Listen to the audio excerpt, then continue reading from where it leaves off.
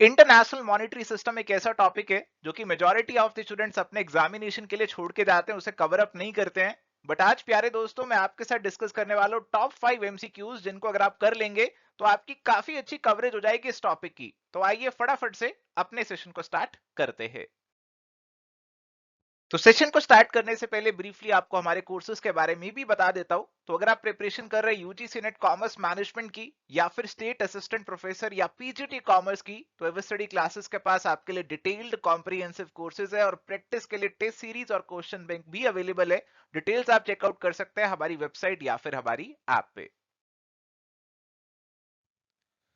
तो यहाँ पे सवाल नंबर पहला हमारे पास है, international monetary system can be defined as the institutional framework within which international payments are made, movements of capital are accommodated, exchange rates among the currencies are determined। तो international monetary system को हम यहां पे कैसे define कर सकते हैं वो आपसे यहां पे पूछा जा रहा है। तो अगर बात करें इंटरनेशनल मॉनेटरी सिस्टम की, तो इंटरनेशनल लेवल का मॉनेटरी सिस्टम है, पैसे से जुड़ा हुआ सिस्टम है। तो हम इसे कैसे डिफाइन करेंगे? तो कहा गया भाई ये सिस्टम है तो एक इसका फ्रेमवर्क होगा। एक सिस्टम है तो कोई इंस्टीट्यूशनल फ्रेमवर्क हमारा होगा, एक फ्रेमवर्क हम तैयार करेंगे और इस फ्रेमवर्क के अंदर हमें पता चलेगा कि कैसे हमें इंटरनेशनल पेमेंट्स करनी है, कि कैसे आपकी जो कैपिटल की मूवमेंट्स हैं वो होने वाली है एक देश से दूसरे देश में, कैसे पैसा इन्वेस्टमेंट की फॉर्म में मूव ऑन करने वाला है, कैसे हमारे एक्सचेंज रेट करेंसीज के डिटरमाइन होने वाले हैं। तो ये सारी चीजें इंटरनेशनल मॉनेटरी सिस्टम के एम्बिट के अंदर ही आती हैं, इसके स्कोप के अंदर ही आ जाती हैं और इसीलिए आंसर यहां पे बनेगा option number d, all are true. तो बहुत आसान, बहुत सीधा सवाल था।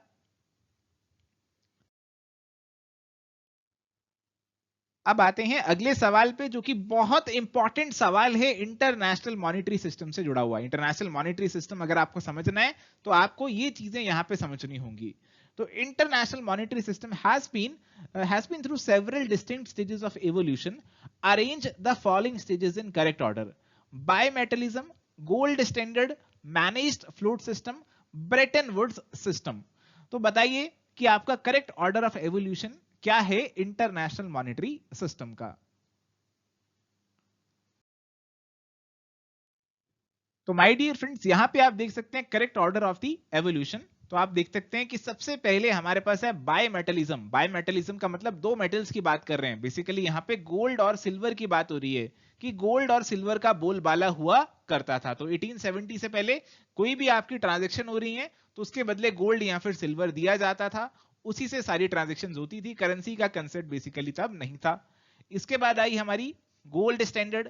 गोल्ड स्टैंडर्ड का यहाँ पे हमारे पास क्या मतलब है जी, कि हमने अपनी करेंसीज को कहीं ना कहीं गोल्ड के साथ लिंक कर दिया। तो हमने फिक्स कर लिया भाई एक करेंसी को कितने गोल्ड के मुकाबले आप एक्सचेंज कर सकते हैं।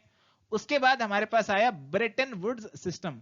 तो यहां पे आप देख सकते हैं गोल्ड स्टैंडर्ड के बाद हमारे पास आया ब्रेटन वुड्स सिस्टम और ब्रेटन वुड्स सिस्टम के बाद हमारे पास कहीं ना कहीं फ्लेक्सिबल एक्सचेंज रेट सिस्टम और मैनेज्ड फ्लोट सिस्टम की बात हुई। और इसीलिए हमारा जो करेक्ट ऑर्डर यहां पे बनेगा it is going to be 1 2 4 and 3 और इसीलिए answer is going to be option number A.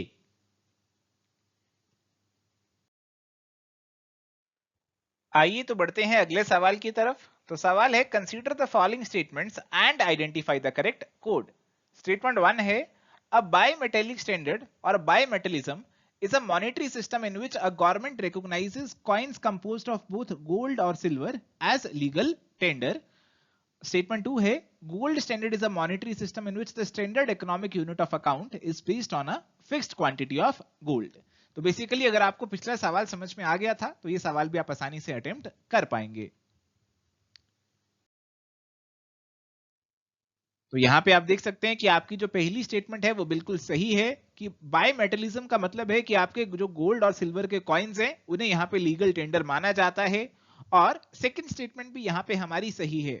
Gold standard आपका एक ऐसा मॉनेटरी सिस्टम है जहां पे हम किसी कंट्री की करेंसी को डायरेक्टली गोल्ड की वैल्यू के साथ लिंक कर लेते हैं। तो गोल्ड स्टैंडर्ड के अंदर हमारी कंट्रीज एग्री करते हैं कि वो अपनी पेपर करेंसी को एक फिक्स्ड अमाउंट ऑफ गोल्ड में कन्वर्ट कर लेंगे। तो अगर आपके पास किसी कंट्री की कुछ करेंसी है तो उसकी वैल्यू डिसाइडेड होगी कि उसके बदले आपको कितना गोल्ड जो है वो मिल जाएगा।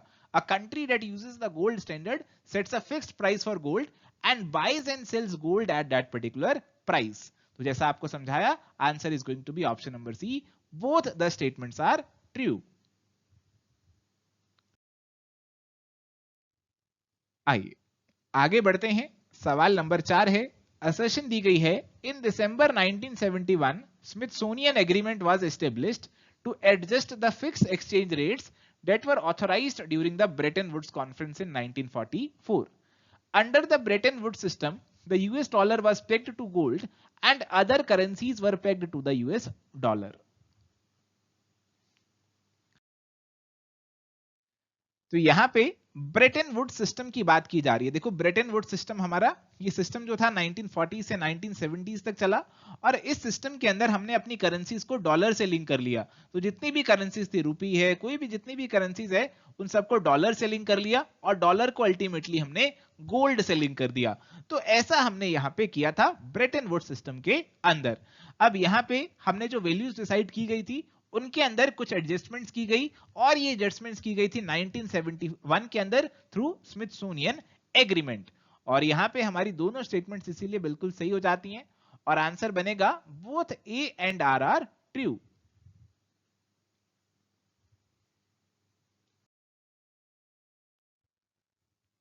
अगला सवाल है, consider the following statements about Jamaica accords and identify the correct code.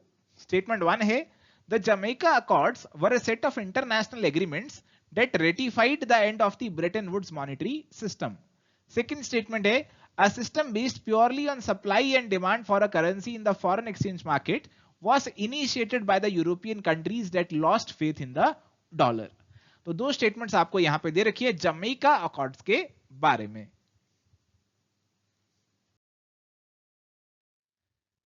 तो माय डियर फ्रेंड्स, आप सभी जानते हैं कि ब्रेटन वुड सिस्टम आपका 1970s तक चला, और 1973 के अंदर कहीं ना कहीं ब्रेटन वुड सिस्टम जो है फ्लॉप होता हुआ हमें दिखा, और एक नया एग्रीमेंट, एक नया अकॉर्ड जो है 1977 के अंदर आया, दैट इज जमैका अकॉर्ड। और इससे आपके ब्रेटन वुड्स सिस्टम जो था उसको उसका दी एंड यहाँ पे हो गया। अब हमारी जो यूरोपियन कंट्रीज थी उनकी डॉलर में जो विश्वास था वो डगमगाने लगा था, they lost faith in dollar. और यहाँ पे हमारे फ्लोटिंग एक्सचेंज रेट सिस्टम की कहीं ना कहीं शुरुआत हुई, और supply and demand of a currency जो है वो यहाँ पे हमारी फॉरेन एक्सचेंज रेट्स को डिसाइड करने लगी। तो एक सिस्टम ऐसा चला, it was purely based on supply and demand for a currency in the forex market. So this system was started. तो यहाँ पे हमारी दोनों स्टेटमेंट सही हैं, और इसीलिए आंसर बनेगा option C, both the statements are true.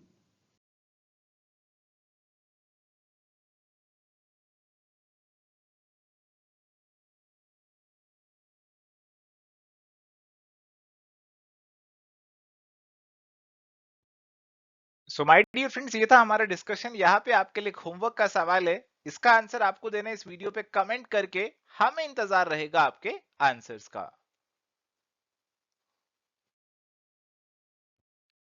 तो प्यारे दोस्तों, आज के लिए इतना ही। Do like, share and subscribe.